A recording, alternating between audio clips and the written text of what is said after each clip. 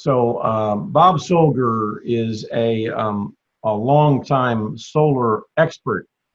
The energy. What was the name of your shop that you had, Bob? Your store? The Energy Saving Store. The Energy Saving. I was going to say that, and I thought that can't be right. But that's where I first knew Bob, and so now he's got his solar design studio, and he does consulting locally, internationally, and interplanetarily about solar energy.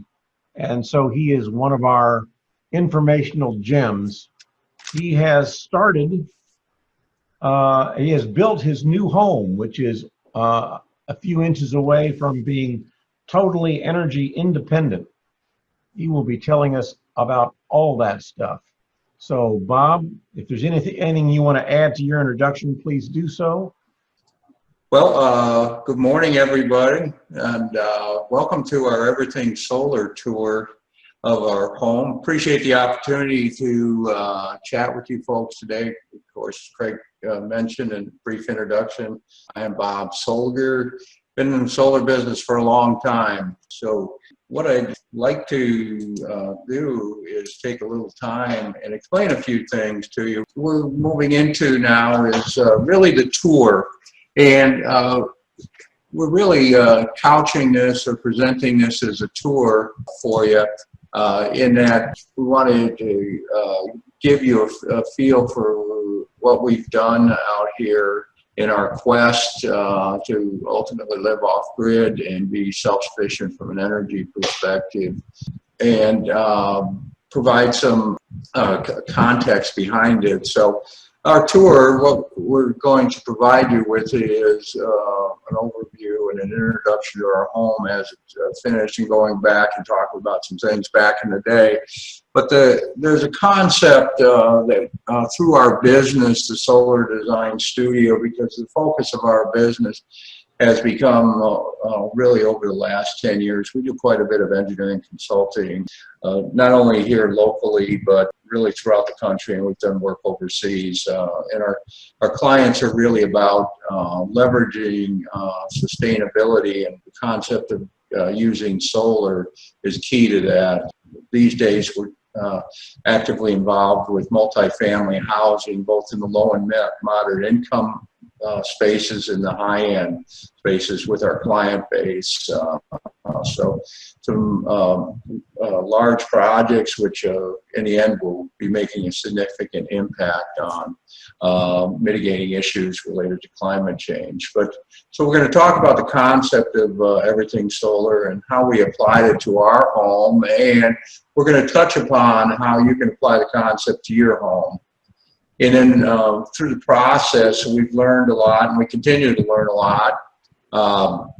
And in turn, I'd like to give you an update of the solar and storage market, as well as far as trends in the industry. And of course, I'd like to also share with you issues related to policy, both locally and at the federal level, and a quick little wrap-up. So with that, we'll move right along. So to start out with, the concept of everything solar really involves the proper application of products and technologies.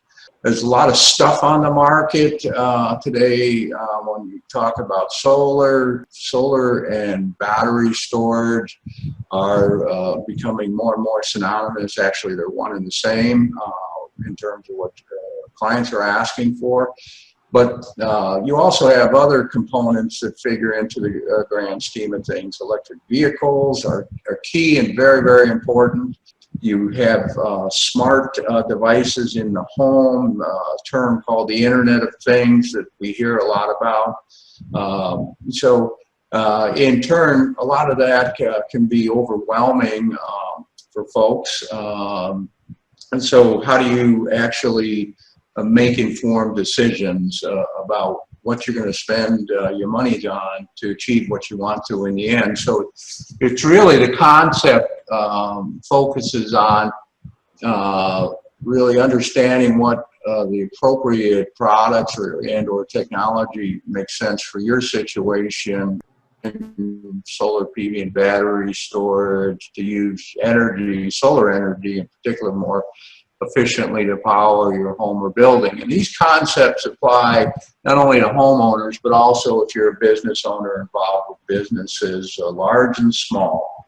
So, so that's where the focus of the concept is everything solar that we embrace. So in turn, our goal is to live off grid essentially, but we're not quite there yet. The home we built is a passive solar home. It's a small home, a little more than 1,300 square feet.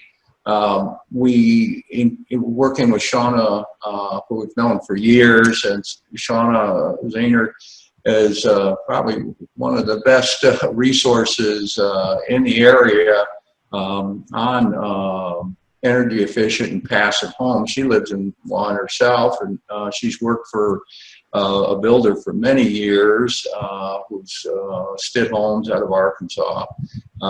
She learned a lot from Orlo Stitt, the master, as they call him. And I still run into Orlo occasionally at industry events, but he's well known in the energy efficiency space, and particularly with passive solar homes. So over the years, we learned a lot. We've had relationship with people like Shauna, and when it got time for us to do what we wanted to do, we reached out to her. But the home is small, and when we talk about a passive solar home, what we encapsulated in it, we built it, had it built with SIP panels, or SIP construction. It's structured insulated panels. Those, most of you I'm sure are familiar with it, but a SIP panel looks like an Oreo cookie with OSB board on each side, and the cream is really that foam on the inside. And they're specifically made for your design.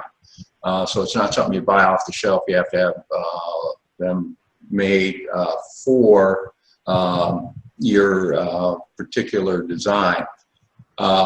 We have to heat the home, aside from the sun, we installed radiant floors in the home, which are heated with a propane boiler, and we'll talk a little bit more about that. Another aspect of what we've used to heat and cool the home is mini splits. And off to the right-hand side here, where my little cursor is, this is a mini split, and this is the outdoor portion of the unit, the compressor and heat pump. In turn, this is for heating and cooling, and this is the head that goes in respective living places here. And in the case of the home, the orientation of the home is to the south at 165 degrees. It's not true south at 180, but in turn, close enough for what we need to accomplish what we wanted to do with passive heating during the winter months. In turn, our business, we run our business, a solar design studio, off our property and in a separate building. The property had a 2,000 square foot barn, a pole barn, that we repurposed it into a combination garage, office space, and conference space. And in turn, as part of our process in insulating this building, we reached out to an insulating expert here in Kansas City, Mike O'Connell, who I've known for years. And Mike offered, as he always does, his opinion and some suggestions on how to effectively insulate a pole barn that's being repurposed with walls and putting in 2x6 walls. And we ended up putting foam board in and blowing cellulose in, and really tightened it up in terms of what we were able to do and working with what we had here. So that was really helpful. So we heat and cool the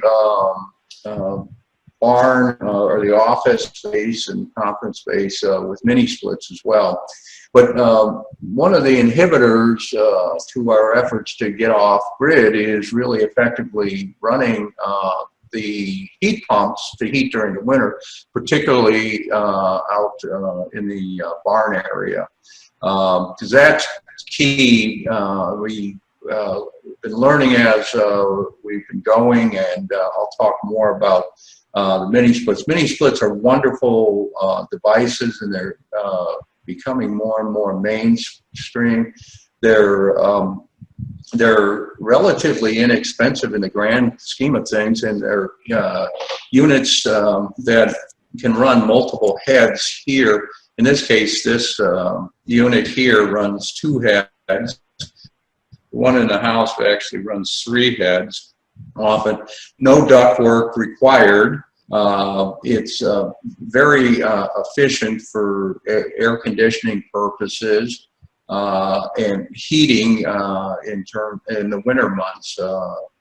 And the trick is, or what we've learned based on our experiences, is getting the sizing of these systems right for your particular space, and being able to particularly heat the space properly with a heat pump. Heat pumps are great things to have, and that is the future with respect to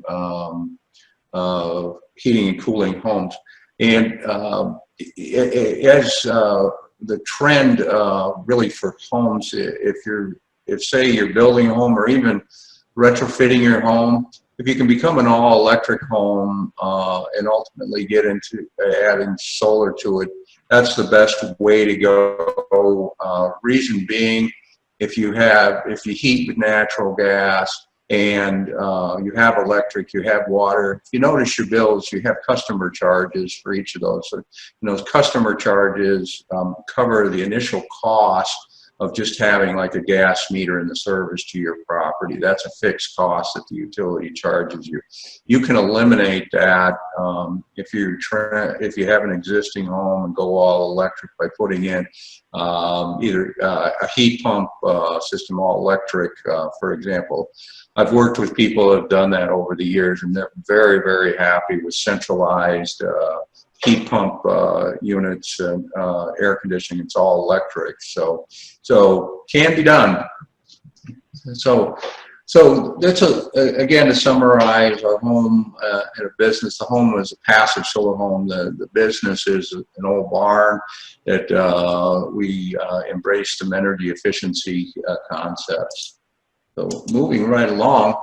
The process, as far from an everything solar perspective, there is a process in terms of, and if you're looking at solar and working with a number of the companies around town, one of the first steps they will always ask you for is your last 12 or 24 months of electric usage. That starts out with an analysis of the historic usage of the system.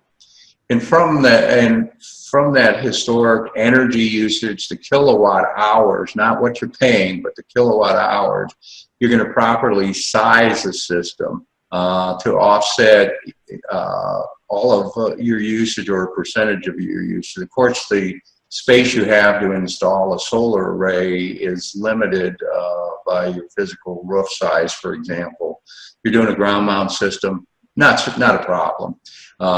Exception being in Kansas, by tariffs with Evergy, you're limited in size residentially to 15 kW type of systems. In terms of what Evergy allows you to size a system for in Missouri, as well as based on your historical usage. So size a system allows you to properly design a solar PV system, and if you're going to use battery storage. And then systems installation is key. Proper system installation in terms of using quality products, both modules and inverters, and I'll talk more about the inverters being the most important component. But in terms of understanding then how you're using energy in terms of smart energy usage is through consumption monitoring based on the monitoring system that generally comes with solar PV systems. And we'll look at an example of what we do at our home and how that would be applied. So consumption monitoring is key, and consumption monitoring really refers to how much you are actually using and when you're using it. So and being smart about it. So smart homes with the trend now have the abilities through solar technology to actually begin managing how appliances utilize energy during the course of a day or in the evening. So as I mentioned from the onset, solar and battery storage are synonymous. So in the traditional way of thinking about energy storage or batteries has been, I need backup power in the event of a power outage. Well, that's been the thinking for years until the last few years with the trend towards self-consumption. And what I mean by self-consumption, during the day, you're going to produce a lot of power with solar, your solar array. You're either going to use it or it goes on a grid, and you're going to net meter it or get net metering credits. Then use those credits to offset what you're pulling from the utility during your billing period. That's basically what net metering is all about. Well, if you have battery storage and you enable self-consumption, you can keep your batteries charged with solar and then pull energy at night off of your batteries and not so much worry about the net metering aspects of how that energy may be applied for your credits if you have extra credits, and how that may affect things in the grand scheme of things. So that's what self-consumption is all about. In the event of a power outage, of course, the batteries will support the loads in your home that you've designated for backup power. Solar and electric vehicles. Electric vehicles are becoming more of a key component of any solar PV system that put in, whether the client has an EV or not, or they're planning on an electric vehicle. In terms of inverters as they evolve, we get into talking again about smart energy usage. How much of my solar can I divert to charging my electric vehicle, for example, if it's parked at home during daylight hours, if you work from home, for example, like many of us do. And then in the end, the return on investment analysis is understanding how not only the system is going to perform in terms of what it's producing for you with energy, but how it's actually saving you money, and understanding it. There's a couple of things to keep in mind as far as investments you do make in your property. Energy efficiency and solar can add value to your home, and more market data and the thinking is changing in the real estate world, at least what I've been exposed to, as to the value of what a home with these improvements can make compared to one without the improvements. And there's a study in Zillow, I want to say it was early this year or late last year. Some of you may have seen it, but they studied all the states, and as I recall, in the case of Zillow rated Missouri, Kansas, a home with features, energy efficiency, solar, it increases the value by a little bit more than 4.5% compared to comparable without. So that's something you should keep in mind when you're looking at making investments in energy efficiency, and of course solar, what it can do. So the key is, go ahead, Shauna. I just might add on that last part on your last screen, that one step that people might add if they have an existing home as opposed to if they're building a new home like you did. When you were building your new home, you were able to build all the energy efficiency things into it.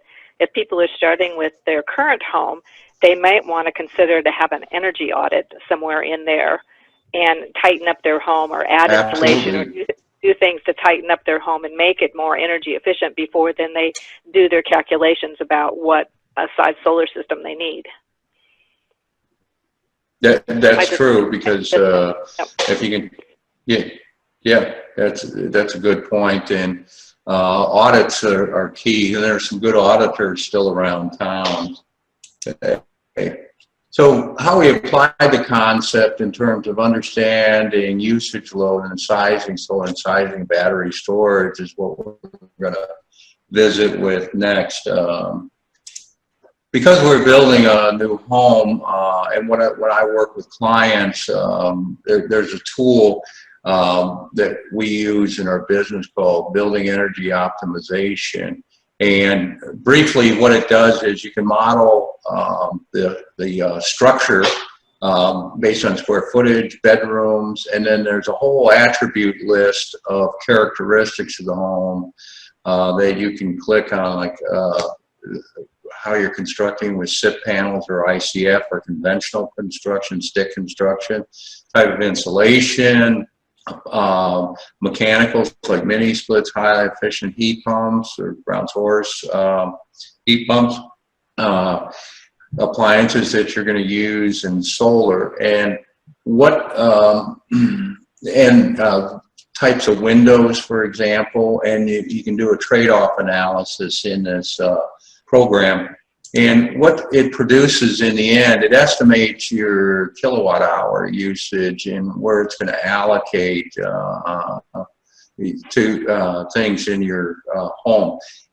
So in our case, I modeled our home and we were projecting just the home part of a little bit more than 5,000 kilowatt hours that the home would use based on assumptions. And there are architects, some use a tool, similar tool to this, but it's really powerful in terms of getting the numbers to make some informed decisions. And a trade-off can be whether you use a particular type of window, for example, or you're considering a type of cooling option, mini splits versus central, and you look at the cost associated with installing mini splits versus centralized or ground source heat pump. That can all be done in these environments and these software environments. It's not that difficult to do. So again, in new construction, you're going to estimate energy usage. In an existing home, reviewing the utility bills is really key, and this is our home. But in our case, the green bar chart was before we brought the solar on board, and the blue is with the solar. But in this area, in the heating months, this is where we run into the issue with the heat pumps. We've taken steps to better understand now these heat pumps, how they behave, so we can size the batteries, size of things. So in our first year between the house and the office, the business, we used about 6,200 kilowatt hours. So our model, we were allocated about 1,000, a little more than, actually closer to 1,200 to the business, because it's on the same meter. And I'll show you how we did that. This is for the, again, to summarize, for the existing homeowner, looking at your actual usage from your electric bill. This can be downloaded from Evergy's website. They've got some great tools to assist you in that area. But for existing home owners, something, if you want to get started and you want to be informed, there's something called, making a device called Sense. So I like to refer to this as making sense of your usage with Sense. It's actually a product, and it's sense.com if you're so inclined. There are other products on the market as well. From the Energy Detective is another one. But this device, as well as others, Sense in particular, it's easy to install, and it wires into your main service panel, and it actually measures the load and learns the load profile of your home and pumps it up to a cloud. And it uses artificial intelligence to understand each of the devices that are running in your home and when they run. And you can make predictions based on the appliances you use, what it's going to cost you to run those appliances on an annual basis. And everybody drinks coffee, so it costs about $4 a year, at least in our home, to run a coffee maker based on the usage. It's what we've seen since we installed Sense to collect hard data on specific items in our home. And this is what we're using to better understand how these heat pumps are forming as part of the mini splits. So this has been very, very helpful. So if you're so inclined, this is a device to start out with, and it's not terribly expensive as well. And it's easy to install. You can, if you're so inclined, a little bit as a do-it-yourself, or it can be installed in your circuit breaker panel, or you can get an electrician. But then it plugs into the internet via your Wi-Fi and goes up to a cloud. So Sense is, again, one tool to understand actual usage and consumption in a home. In the case of what came out of our analysis is how we size our solar PV system. And what we have is an 8.54 kW system that's comprised of 28 305 watt solar modules, a 7.6 kW AC inverter, and we added, we had the solar in first and then added the batteries afterwards. We have 20 kilowatt hours of battery storage. And what I wanted to refer to is this is a snippet of the monitoring system on our home through the company product called Solar Edge. And what I'm going to do is actually go to my browser here and actually look at things in real time to give you folks a feel for what we're talking about here, a better feel than a static display. This is the array, and even though it's a little cloudy out there, we're still cranking out or putting out over 5 kW of solar. Our batteries are almost completely charged, so the property is not consuming much power at this point in time. Just to give you an idea, our demand, as I scroll down here, our self-consumption at this point in time, and what we're running is some air conditioning from one of the mini splits, fan, and the air conditioning in the home, and computers. So we're barely using less than half a kW, 0.429 kW of power at this point in time. But our production is, right at this instance, is 4.6 kW. So our consumption, we're consuming just a portion of what we're producing.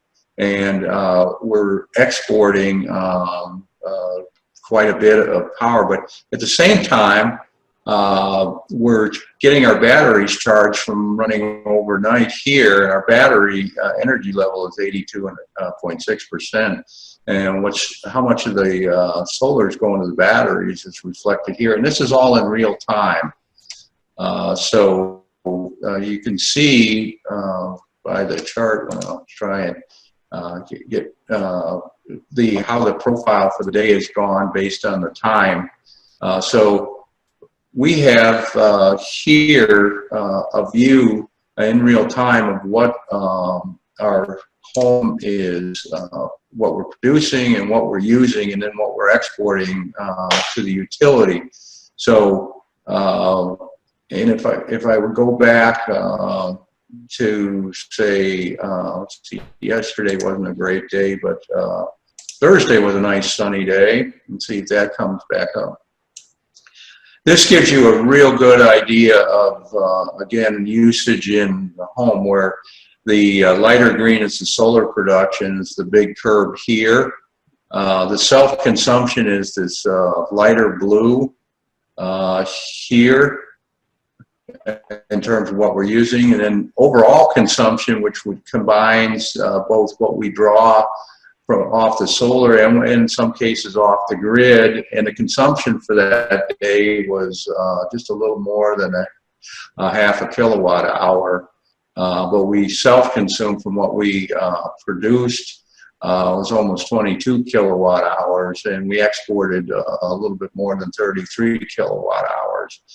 So this is what's transpiring in real time with these systems with batteries, and you're again keeping your batteries in a full state of charge at all times until you need to draw off them.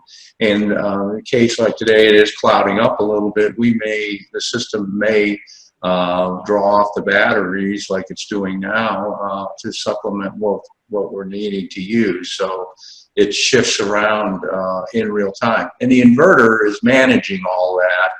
And we're going to take a look at our inverter here in a few minutes. So what we have then, in summary, is a real-time view with respect to how we're using our energy through the monitoring. And this monitoring is really gives not only a real-time but a smart view of what's transpiring and how your solar is maintaining or how you would maintain your solar, because we can drill down into how the system is performing and where problems might be occurring. So, and most of the solar manufacturers have fairly robust monitoring systems. SolarEdge being one, which we use, of course. In-phase, the microinverter manufacturers. There's a number of residential installs around this area that use in-phase, for example. Those two companies have some of the best monitoring systems on the market and can do what I'm showing here and reflect that. And even folks with the Tesla Powerwall can get a view of what's transpiring from those Powerwalls that are part of the system. And you can look at other inverter manufacturers as well, like SMA and Fronius and their monitoring systems. So let's take a look at a few things here. Take a look at the solar array real briefly and our battery room, and go from there. So we recorded a couple of videos here just to give you a sense of what's going on. And windy day here.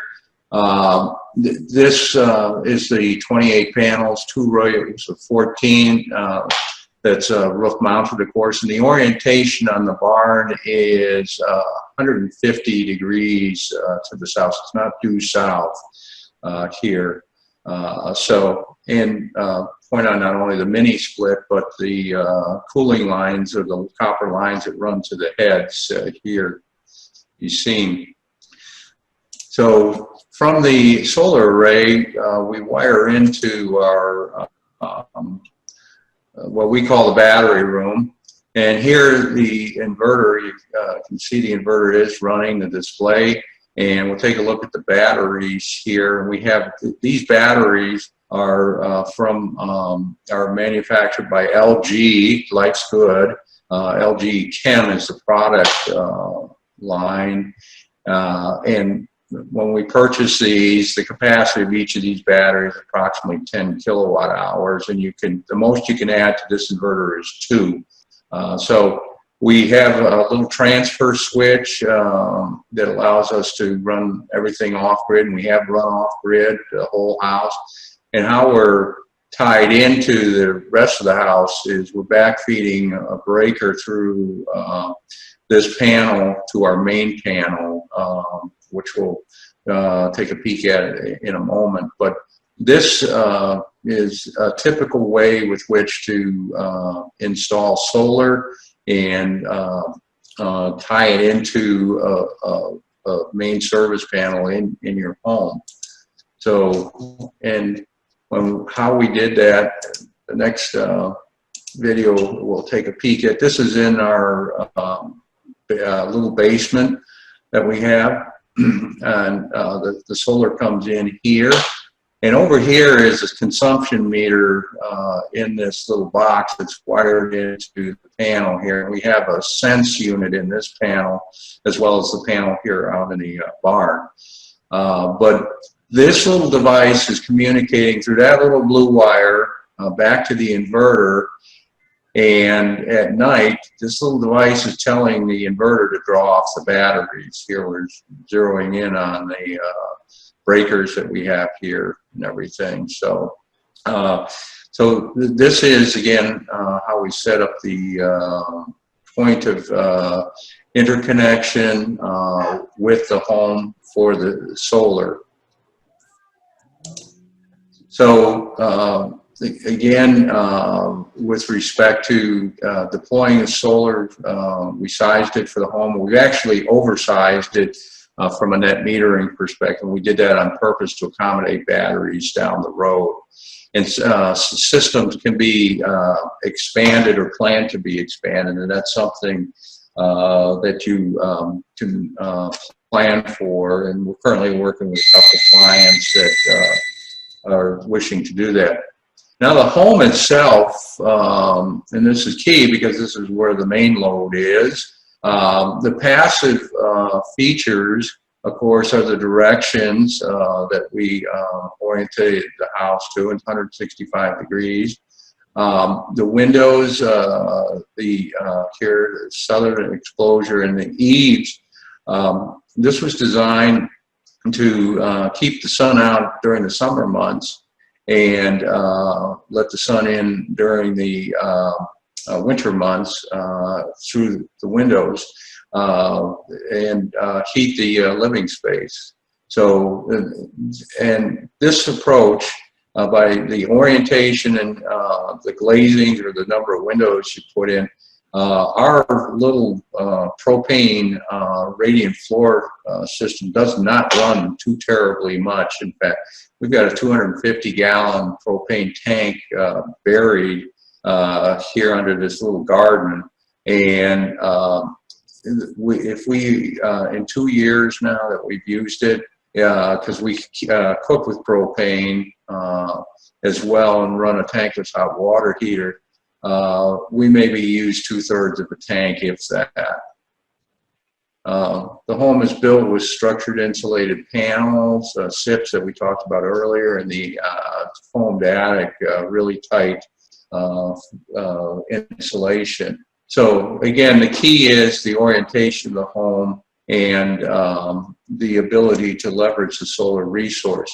For those of you that always wondered what a radiant floor, what you're going to do in the case of our home, we tried to build the home just grade on slab, or slab on grade, excuse me. But because of the topography we had to deal with, we have a little basement. But this is how the floor was looking before it went in. You see the tubing. There's actually a total of 5 zones here. The rebar to that the tubes are tied to. So each loop is put together, so you clearly see the effort put forth here. And you have the exterior of the concrete that makes up the foundation. This is insulated, and this is a little more than 4 feet deep, and it's all filled with rock. So you've got a thermal mass in there.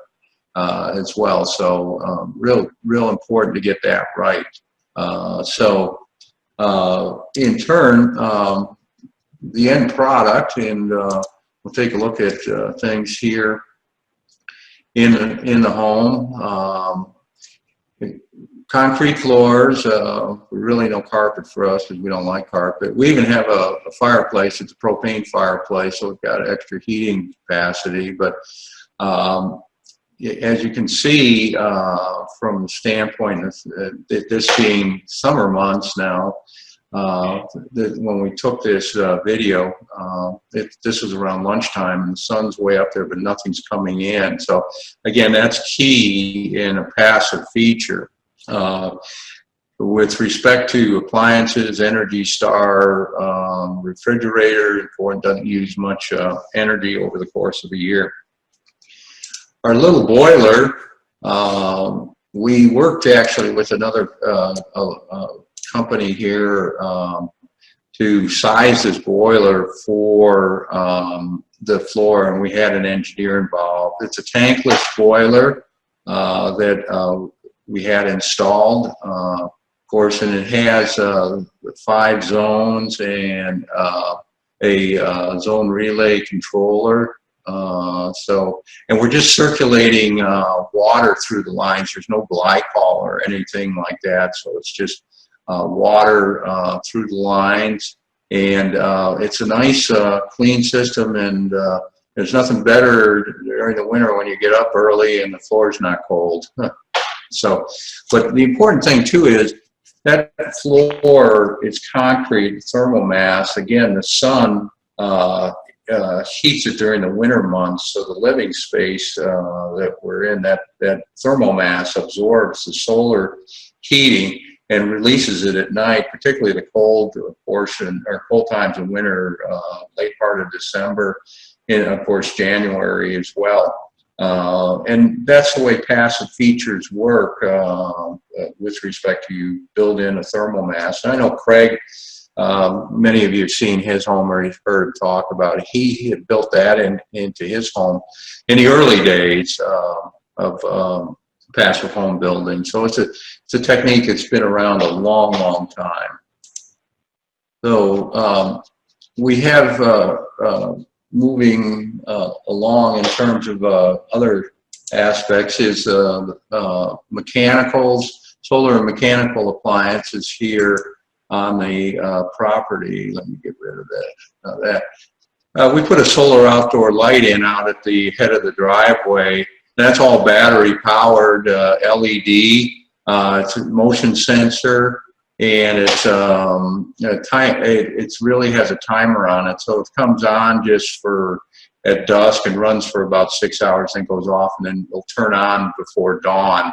So we can manage any light pollution because we are in basically a semi-rural area.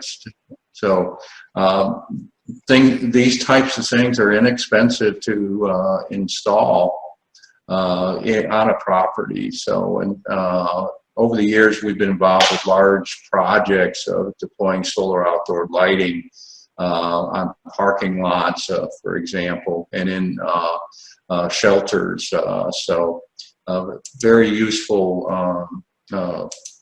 application of solar. Another thing we have is we have a solar powered water fountain here, bird bath that is. It's a little panel. The pump runs a little DC pump that's in here. So these are little things that can be done, you know, with respect to devices in your home. Instead of running wire out to these types of devices. So easy to do. Then I wanted to introduce you to our solar bees here. Well, we have you hear a lot of pollinators and solar going together. Well, our neighbor's actually a beekeeper, and we planted a bunch of wildflowers, which got a bunch of weeds in it too. But he's raising bees here on our property, and he was curious about the pollinator efforts in Missouri. There's last year was an effort to pass a bill pollinators bill was solar farms, large solar farms, and in some parts of the Midwest that's done in Minnesota as well, where beekeepers are deploying or putting their beehives on these large solar farms. And there's incentives that are offered for that. So just kind of the fun stuff. Appliances that we put in, combination washer dryer with a heat pump, that's all in one type of unit. Our mechanicals, the HRV system, HRV systems, this takes air from the outside and moves it through the house and exhausts air as well, does some dehumidification. So with tight homes, you have to look at installing an HRV system. Sometimes you hear this term as an ERV, energy recovery ventilation system as well. So this is the only proverbial ductwork that was put in the home to bring in fresh air from the outside and then collect and exhaust air as well. So that's part of the home. Not to mention, we also have a tankless hot water heater. And these are just wonderful mechanical appliances to install. And this is a propane unit as well. So again, instead of electric hot water heaters tend to take up way too much electric load. If you're looking at parsing things back, particularly instead of heating a full tank of hot water, tankless hot water heaters are one way to go. But there's a however to this, which I'm going to touch on here in a moment with solar and hot water tanks. And finally, tools such as battery-powered lawnmowers, lawn tools, they all charge with solar in our case. We have a client that we helped with a home in Mission Hills. And Mission Hills, as you may know, high-end homes, but they've got strict rules for solar. Well, we put together a system using roof tiles for the homeowner. And he in turn is not only happy with the performance of that system, and it was not an optimum orientation of a home, and the home was not new, it was a gut rehab, but they've not really had much of an electric bill over the last 2 years, but he has an electric vehicle now, and he's soon going to put in battery storage using Tesla Powerwalls. Some very key things that you can take into account with respect to when you're planning for solar. So, and next up, we're going to move in terms of applying the concept to your home. Just to summarize, is really to understand your energy usage first, as we talked about earlier. Correct easy problems like seal and insulate, and as Shauna mentioned, having an energy audit done is a good first step. It's money well spent. And an auditor is going to present you with numbers, so and how to consider your options and the benefits of each. So review the numbers. The numbers drive behavior. I'm an engineer by training, and back in the day when I went to college, we were the philosophy we were taught under is engineers are supposed to save mankind from itself. So in turn, sometimes I wonder, but a lot of numbers are key in making decisions, and as a consumer, you should insist on somebody providing you numbers versus opinions on things. Because often I have rather spirited discussions working with contractors, general contractors in particular, that say, oh, you can do something like this or you can do something like that. And I say, well, do you have any numbers? And he said, well, I don't need numbers. I just have experience. Well, okay, where are your numbers? Where, because numbers are going to relieve you of any reliability on issues. So numbers are important, but keep things, keep it simple and enjoy. In terms of this little graphic, I'm attempting to show in the world of solar, you have an inverter, which is a key component of any solar PV system.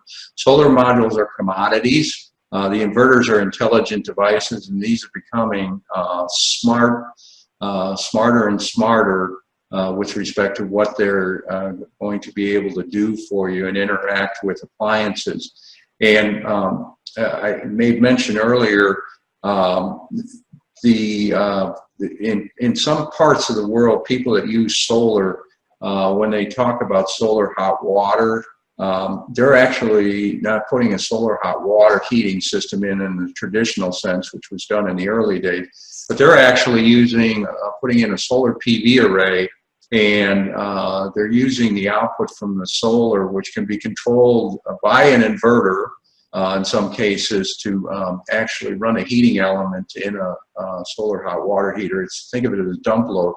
If you think of my bell curve earlier, where I'm producing a bunch of solar, you can, in effect, instead of sending that to the grid, send that to a electric hot water tank and heat that with the solar energy. And products have come on the market and will continue to come on the market to do that in a smart fashion, all controlled by an inverter. So moving right along in terms of lessons that we've learned from our experience, as far as windows, we have too much glazing, so we have a bit too much passive solar heating to deal with, and it gets a little bit warmer than we anticipated on some of the bright sunny days in our home. So, but we're going to mitigate that with either a pergola or installing what we found. We found a product made in Colorado called Solar Lux. I got that right. My wife, she's in charge of that. They're actually awnings, but they're run with solar in terms of they will adjust to the sun. They're pretty cool. So if you need to put an awning on or two, you should look into that. Just Google it.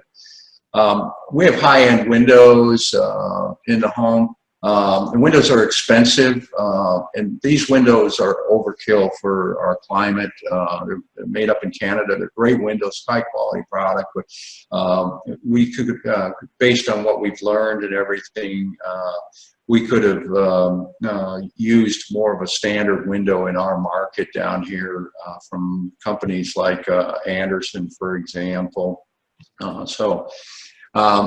The sizing of the mini splits, they're not sized in the home for zoning, and zoning by it means we'd like to turn one off and just pool an area. Well, the installer that was involved was not very experienced with mini splits, and he did what he was based on his experience in installing. He did not have specific experience with this product line at all, and we had someone from the factory come down here to help.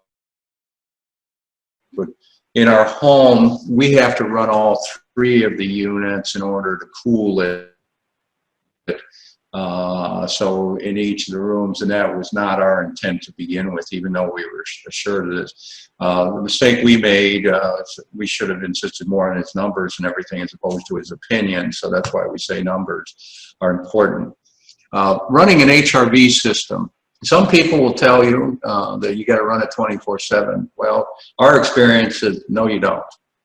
We run the HRV system certainly when we are using the showers to remove humidity from the bathrooms, or when we've been cooking. But we did not put an oven exhaust fan in because our contractor assured us that the HRV would exhaust whatever the stove whatever we're cooking orders. Well, that's not true.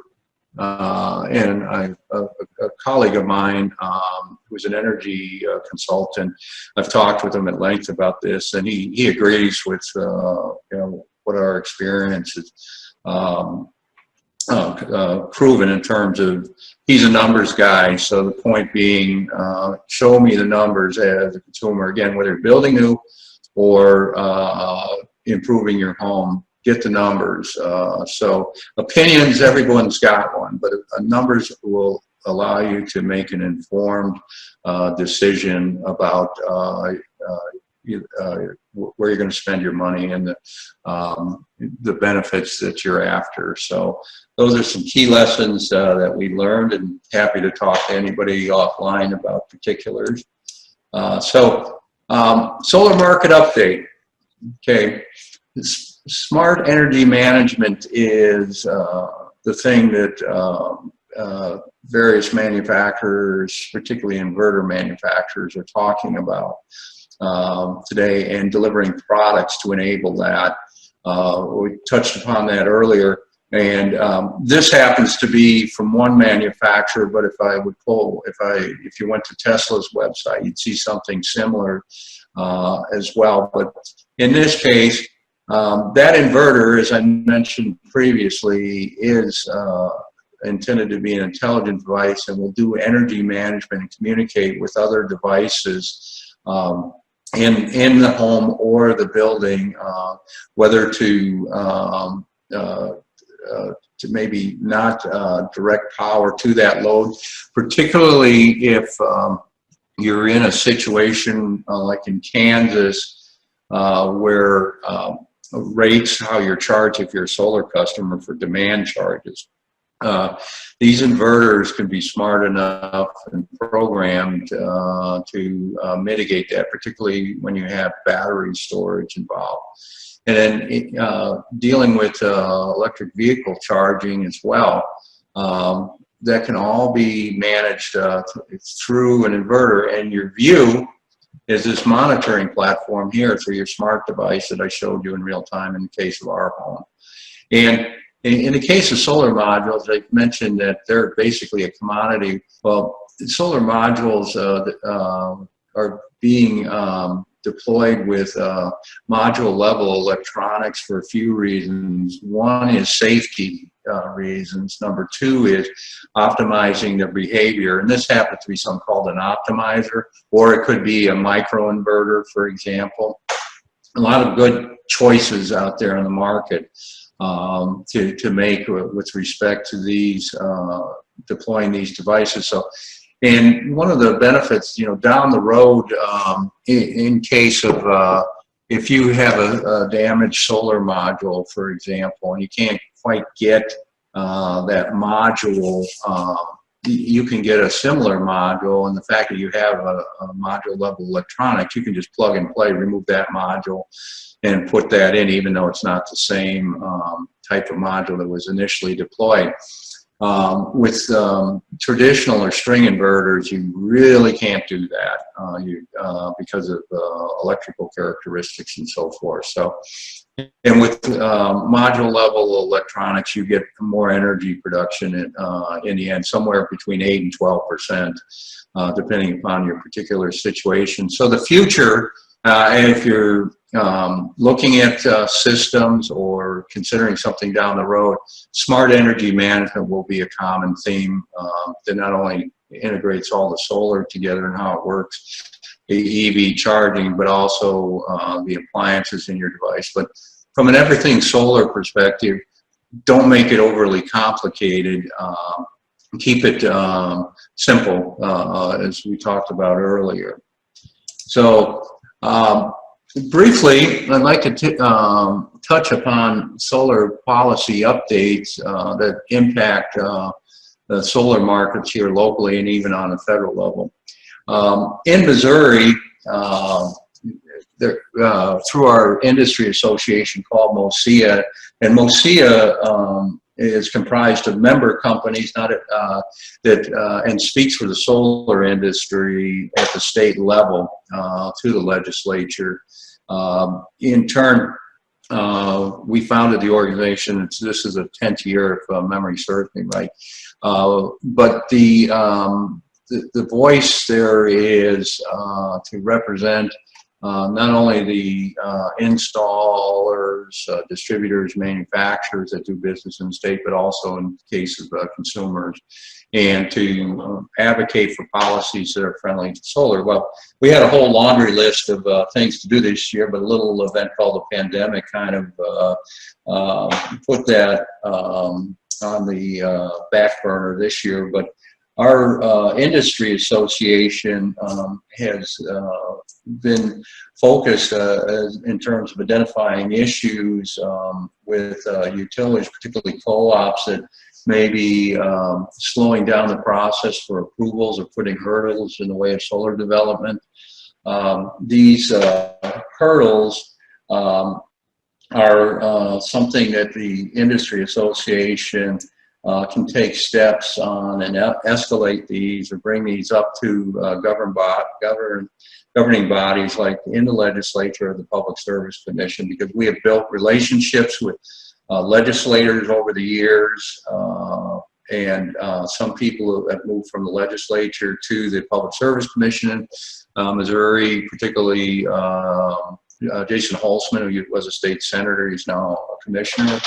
But he understands solar, and he's a friendly voice for us. But again, our industry association is attempting to deal with roadblocks and that may be coming up, and even issues with some jurisdictions with issues surrounding permitting.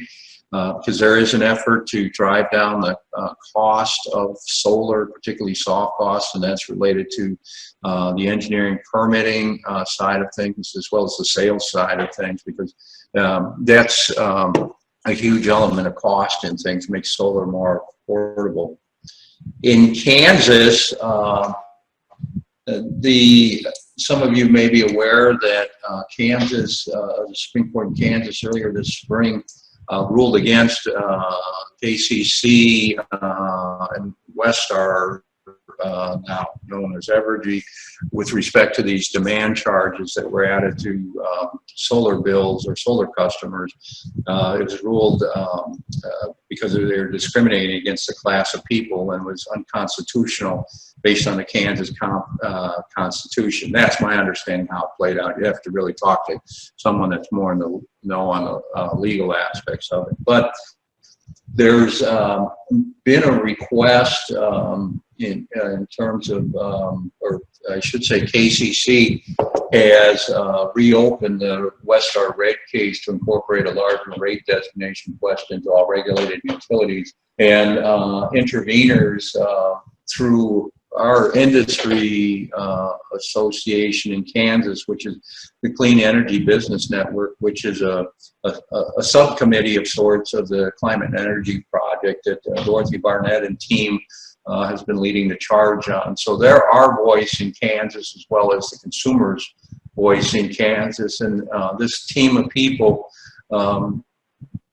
has been doing a fabulous job given the resources that we've been able to provide them, which hasn't been a lot because it does take money.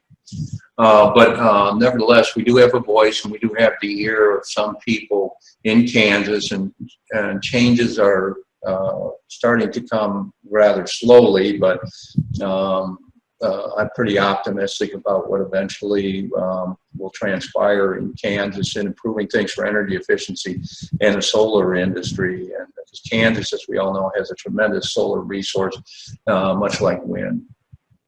Finally, on the federal level, those of you may be familiar with FERC, Federal Energy Regulatory Commission, a group called the New England Ratepayers Association. I believe it's the organization. Nobody knows who's funding them, but yeah, it's the New England Ratepayers Association. Filed a petition to transfer the net metering statutes and control from the state level to the federal level, which would, in essence, their agenda is today in net metering. In our states, Kansas and Missouri, when you export power, you get retail value for that power. In turn, if this effort would be successful, you'd only get wholesale value, which is typically about a third of retail value for that energy that you would export to the grid. Historically, net metering is a state issue driven by state policies through a renewable portfolio standard or renewable energy standard. And each state has its own set of rules and does things differently. However, something done at the federal level would put a severe impact on consumers' rights. So it's speculated, again, the money that's behind the New England Ratepayers Association efforts is coming from dark sources, so to put it. Anyways, Green America is one organization. You can go to their website and sign on a petition.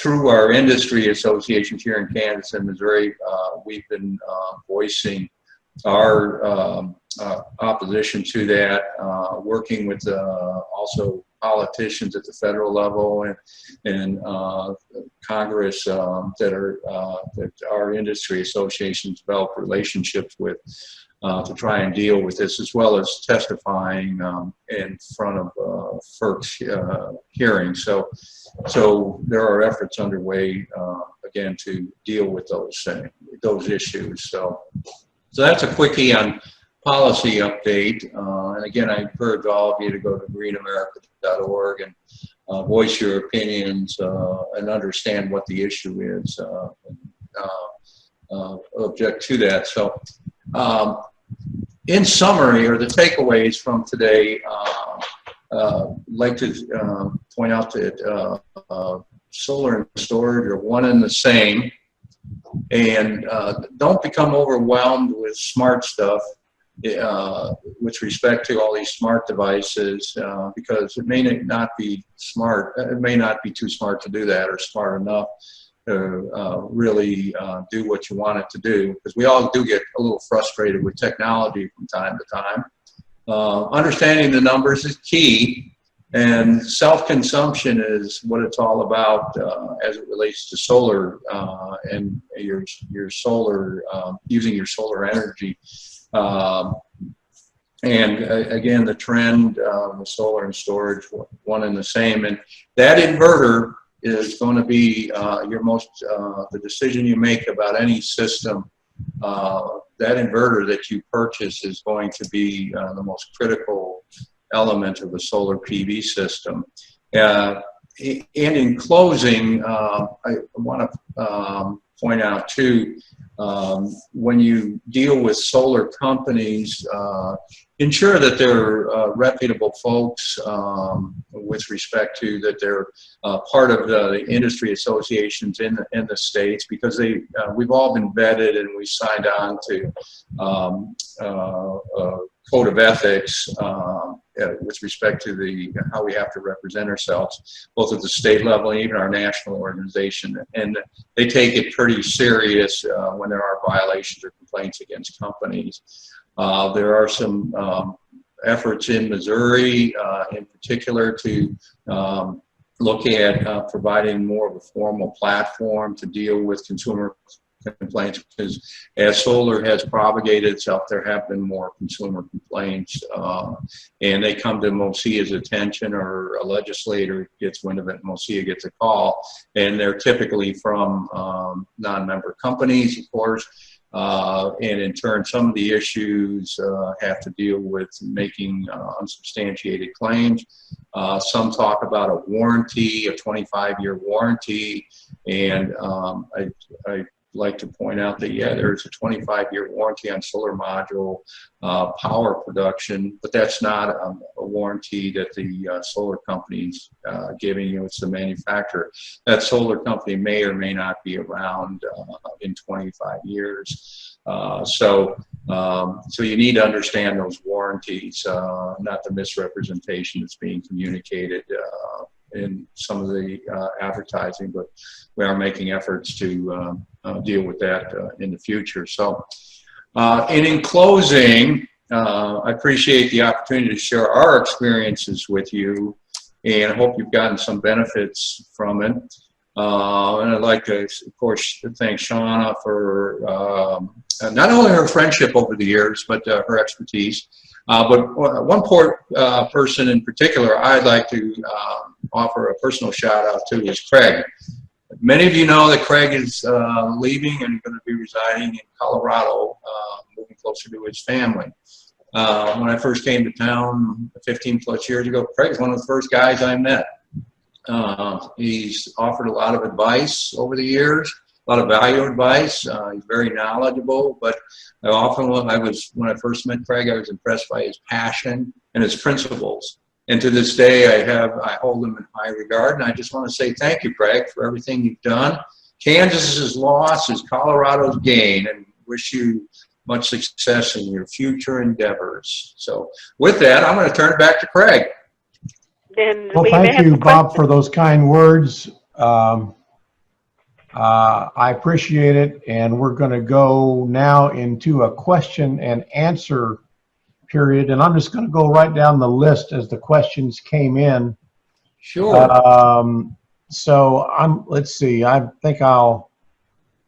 Do you think you'll have anything more to show? Can we get rid of? You can take over sharing Craig. Option. Yeah. Yep, you can do it. I'll stop my share. Are we done sharing? Yeah. There we go. Yep. Okay. Okay. So one question is, let's see. I'm from Tim Kemper. I'm curious what went into Bob's decision to use battery storage as opposed to direct metering, and are there issues that might prohibit them from both being used in conjunction? Okay. Well, our plan is to live off grid. For obvious many reasons. One is I'm not hearing yeah. you. Can you hear me, Craig? Can you hear me, Craig? Craig? Bob's I can bandwidth hear is you, low. I don't know what that means. I can hear you, Bob. Craig, can you hear me? Okay. Can you hear me? I see Shauna was talking. Here, hang on a second, Craig. Here, now I hear you. Okay, I just muted and unmuted myself there, and so Okay. How's that? That's great. Okay. Well, in reference to the question, our objective is to live off grid. In terms of even with using batteries when you're still tied to the grid, we're, as I mentioned, trying to sort out some problems with being able to heat our barn area, which is our business, during the winter months, and getting the battery size right. There's recently been some additional products that have been announced that I'm planning on putting in, which will allow us to ultimately get to where we want to get to. I can add more batteries and then control the whole situation. That's it's sort of that's basically the rationale behind things right now, because this has been a work in process or progress or process as we've gone through it and things we've learned about. So I hope that answered your question. And then I plugged in a question.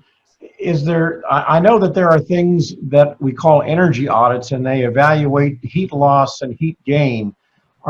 Is there beginning to be a service out there that is called an electrical audit, where they analyze your little devices and your big devices that consume electricity in your home? Well, there's not a service other than that I'm aware of, but I've recommended or referred people to using like that Sense device that we talked about, and through Sense, their website and their monitor, they have their blogs, and they have a tremendous amount of information and learnings that people are sharing, and it's actually quite amazing as to the thought process of what people have come up with based on a better understanding of their usage. Even our solar customers have put in Sense as well. And some have said, this is exactly what I want. In our solar monitoring system that I showed you, I can't drill down to the appliance or the load levels yet, but I can with Sense. That's why one of the reasons I have it in there. So I know what each of these loads is doing. That's how we're trying to better understand our heat pump issues so we can size the batteries right. Okay. Okay. What have this is again from me, what have you encountered or discovered in terms of window insulation systems? Back in the 80s when I was building some 60 passive solar super insulated homes, we used window quilts a lot from Appropriate Technology, and I think they went out of business way back when we didn't care about energy for a couple of decades. And we used window quilts, and they were a really neat system. What do you know of in the window insulation system that's offered out there? I don't know much, and I would defer that to someone that's more in that business.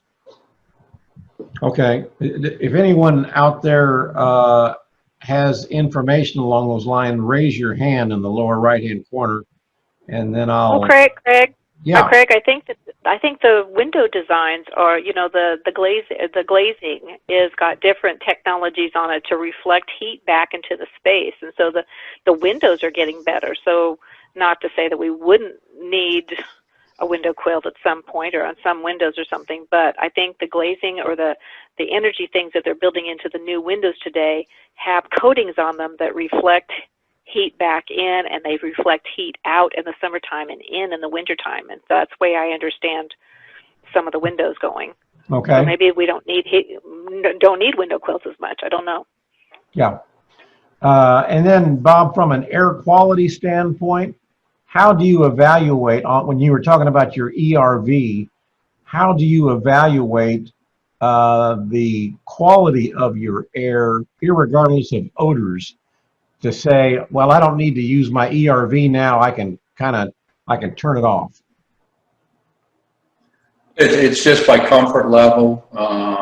In terms of, if we don't run the HRV for a really extended amount of time, you can sense the air getting stale. Yeah.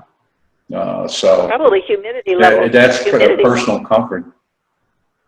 Yeah. Well, with the humidity, yeah, you don't want that too high. No, the mini splits take care of the humidity as well. So. And then Shauna says, do you use mini splits in the winter to heat in the house, or not needed? We don't heat with the mini splits in the house. We use the radiant floor or the passive solar heating from the solar gain, and occasionally the fireplace. So. Yeah. So my thing is about the ERV, if you're not using the mini splits in the wintertime, that's when you're going to have the humidity build up in your house, and that's when you don't want it. So that's a good reason to run your ERV in the winter. Maybe not 24/7, but I run mine like for 20 minutes out of every hour. Mine has a control that I can set to run, and I think that's an optimum sort of. So it's constantly taking excess humidity from showering and cooking and things out of the air in the wintertime. Because if you're not using the mini splits, you would be doing that if not using the mini splits. So. Yeah, We run it through the controller. We have it to run at 20-minute intervals when we run it for periods of time. And it depends if wash is being done. My wife's Nikki's running washer. We run the mini split or the HRV then as well because of the extra humidity. Of course, I mentioned the showers, but when we do run it, it's programmed to come on for 20-minute increments. But not the 24/7. Yeah. Shauna then also asked, do you make a concerted effort to reduce your energy usage in the evening and night?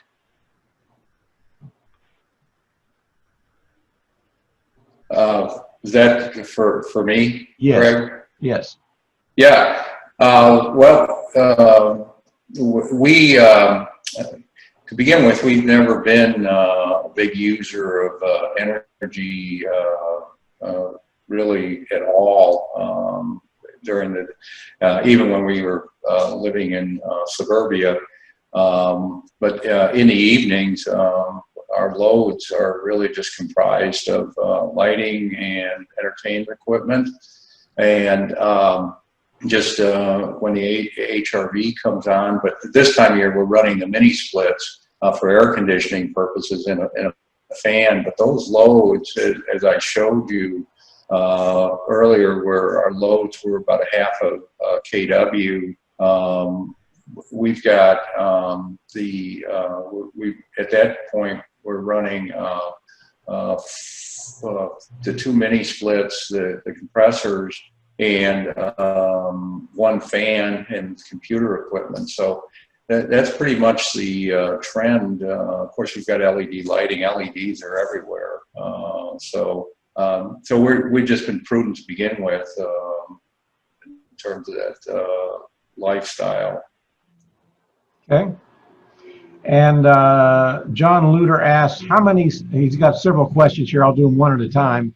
How many cycles will your batteries last? How many years will the batteries last?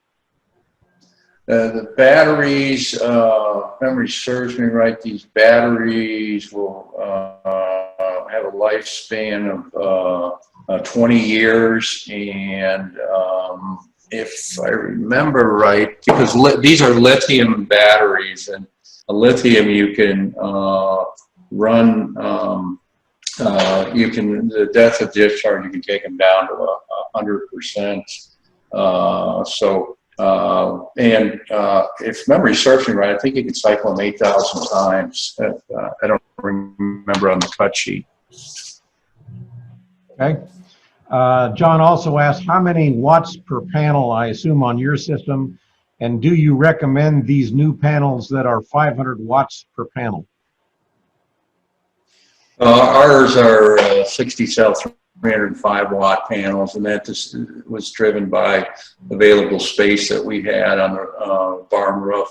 The 500 watt panels, the trend is higher wattage panels in 72 or even 96 cell arrangements. So you're seeing more watts per square or per area being delivered by the manufacturers. So more and more solar installers, if given the option, will go with the higher wattage cells.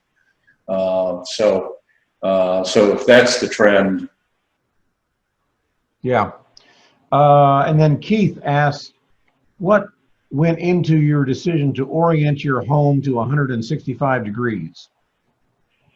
Well, it basically had to do with the topography in terms of what we had to work with, and the location of the home, because of setbacks for the property line here in Platte County have to be 100 feet from a minimum 100 feet from a north-south property line. So given where we could set the home and the view that we were after, and being able to get what we wanted, that's what it settled on. Okay.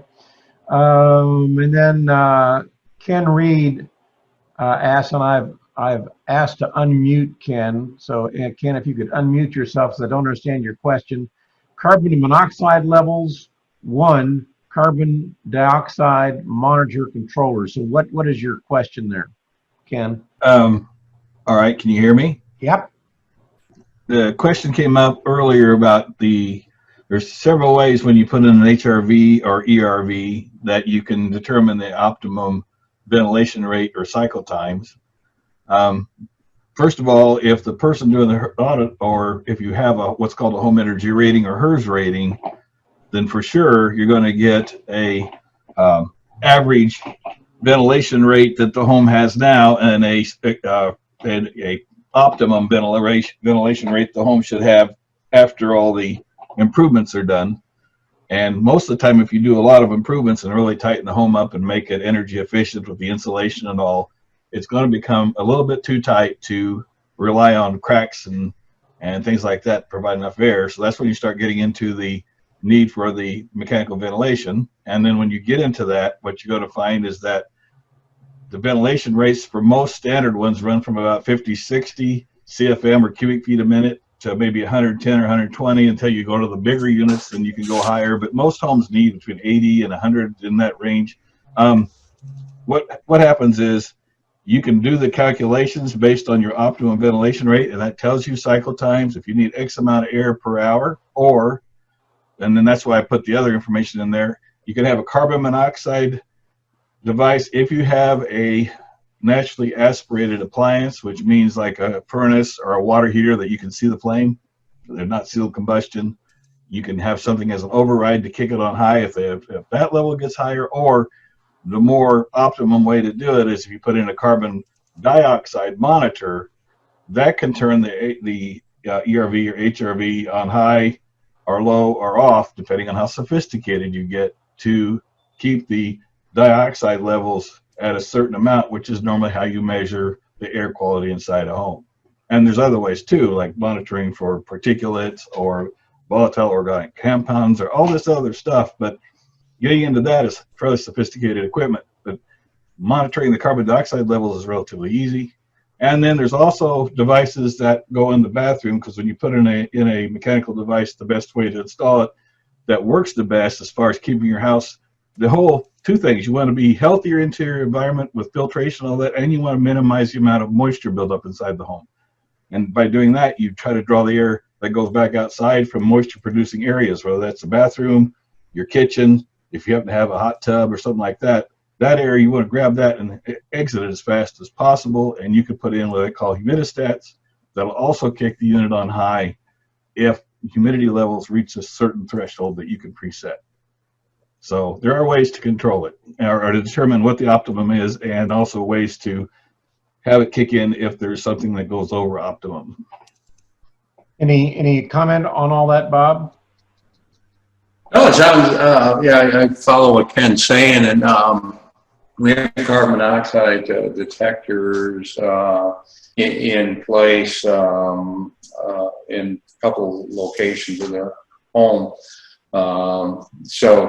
But again, in our situation, because we tried to, we ran the thing for 24/7 when first, almost the first year we were here, and that's appeared to be overkill, and throttling back like we've done. And plus, we like to open the windows times a year, and you get nice airflow. It's worked out quite well for us. But I could add there's a simple I've done but we do it too. People don't have access to all this stuff, or they want to put in the ventilation machine or whatever they want to do, HRV or ERV, and they say, you know, this is a real sophisticated. You talk about sophisticated stuff. What do I need to know that's just like a rule of thumb? Rule of thumb is this: cook something stinky, make fish, make something that really stinks the house up, use something with a whole lot of garlic. If the smell doesn't go away from the evening, by the next morning, you don't have enough ventilation. Right. Crank it up. Yeah. Yeah. Dave Fullerton asks, did you consider a geothermal HVAC? no. No. It would have been overkill. Yeah, it would have been overkill. Yeah, when I was building, that was my, even though I did put in one or two, but that was my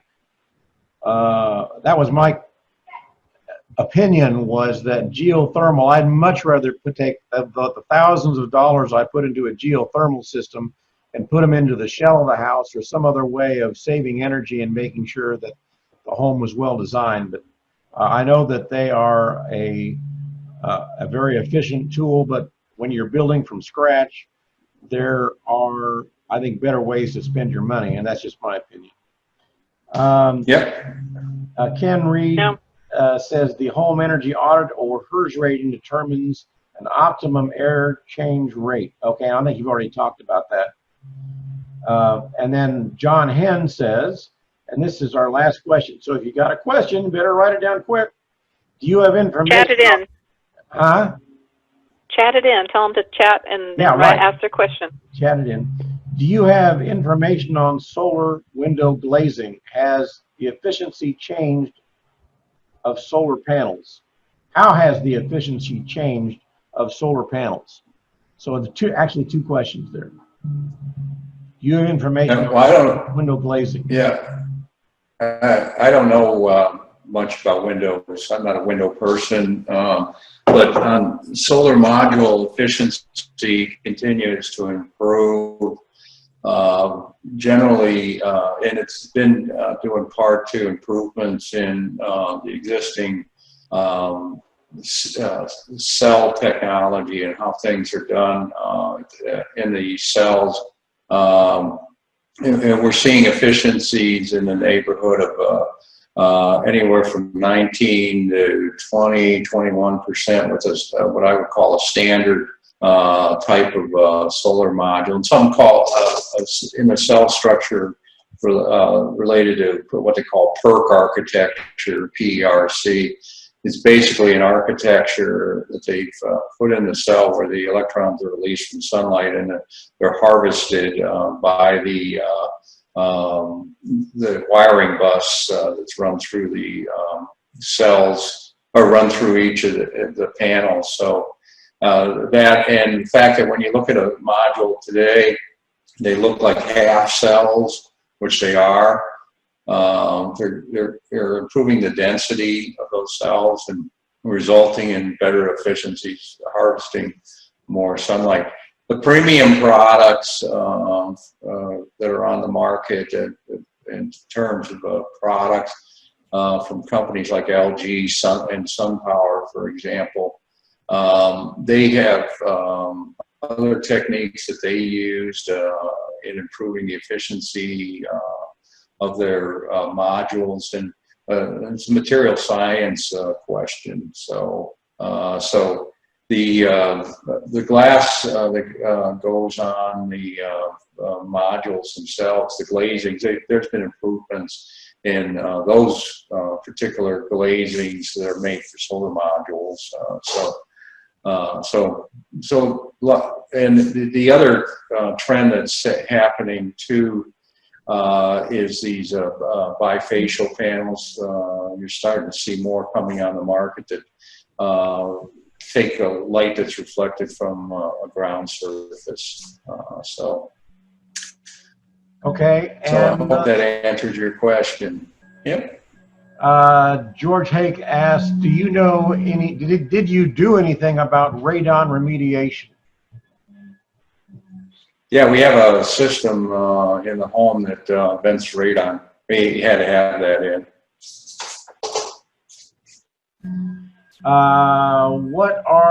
Keith asks, well, let me back up.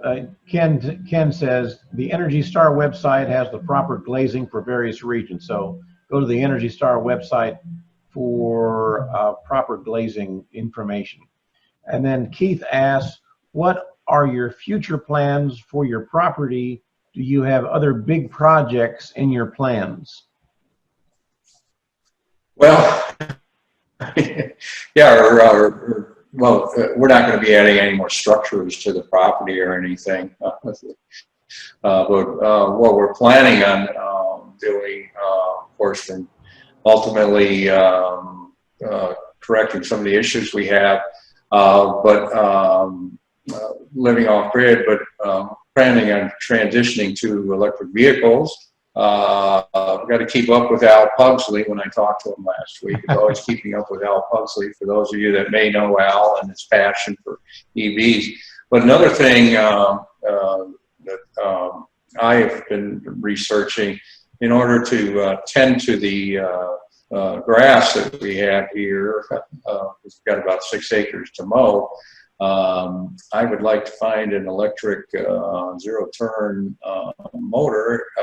mower, and I have found one with a company out of Ohio. Because you're starting to see those products in Home Depot, and they're really efficient because motors are efficient, electric motors to propel vehicles. So I have found one, and I'm trying to get some pricing on one that's large enough for our property, but so I can get rid of all the internal combustion engines that I really don't have a need for, because a couple things that come to mind in terms of there's information, consumer information about how cutting your lawn with a lawnmower, gas lawnmower, contributes to pollution, and these electric mowers, that this Eagle brand, that like Home Depot, Lowe's, I think everybody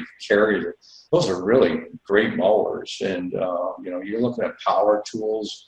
They have a nice line of battery-powered power tools, as does Roby and some others. So a lot of cool stuff there, and so I encourage people, as you look at replacing things, to look in that direction.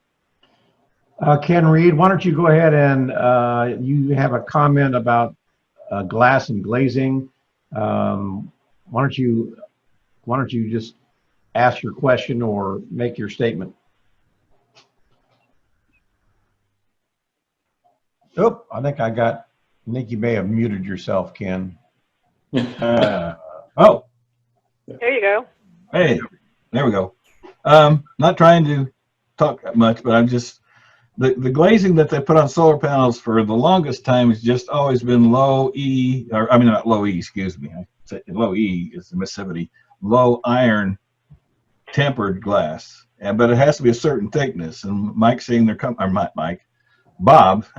Let me start over. Bob is saying that there's new technologies in glass, but a lot of the solar panels now have just a clear glazing that isn't separate from the panel, and it's a little complicated to explain, but what's really going to change everything is nanotechnologies, and that's what I was trying to get at in just a short description, is that a couple things. Nanotechnologies and glass that is micro broken, because when you hit glass and it's one solid sheet, it cracks and breaks easily, even if it's tempered, it'll break into little pellets. But this new way they're making glass with these little bitty, like imperfections in it, really little bitty bubbles, when something hits it, it just makes a spot, because the glass already has room to expand. Just like when you put the expansion joints in a road or in a sidewalk, if you put expansion joints theoretically in glass, it's much stronger. You can hit it over and over with different hail or whatever, and the glass will have these little smash spots, but they won't break all over. And so obviously, if that happens, you're going to have it replaced. But that's going to be the next wave too, is glass that doesn't bust in 1,000 pieces, but can take a direct punch and will absorb it. Okay. Yep. Yeah. The point about nanotechnology is key. Yeah. The research in materials and everything. That'll be coming very soon. That's all I got. All right. George Hake asks, and this is the last question I've got, are you aware that Tesla will allow their car batteries to backfeed to power your home? Oh, yeah. Yep. We've known about that for a while. Okay. Well, folks, I would appreciate anybody who has suggestions or comments about this new format. It's really one that we should have been doing all along, but we just got into, over the years, a meeting mode. Well, this is another meeting, not to mention that it saves carbon because there's not a bunch of cars going to one place, not to mention that the meeting is automatically recorded and we can upload it. But I would appreciate any comments you have about, or suggestions about, this meeting, this meeting format and send them to info@heartlandrenewable.org. info@heartlandrenewable.org. Would like to thank you. And just an FYI, I don't know what I'm going to be doing in Colorado, but chances are I'll still be involved with the Missouri and Kansas chapter for the of what HRES is, and so I imagine they'll let me still play if I want to from Colorado, even though I'm a Buffalo now as opposed to a Jayhawk. Of course, we'll let you come play. Yeah. Yeah. So, Bob, do you have any final comments before we end her tonight or this afternoon? No, but yep, thanks for everybody's time and best of luck to you, Craig, and we'll see everybody down the road. Yeah. Thank you very much, Bob. I think this worked great. So Yeah. you did a great job. Okay. Thanks. Glad we could do it. Thanks for allowing us to participate. All right. Good day. I'll get this on the interweb real soon.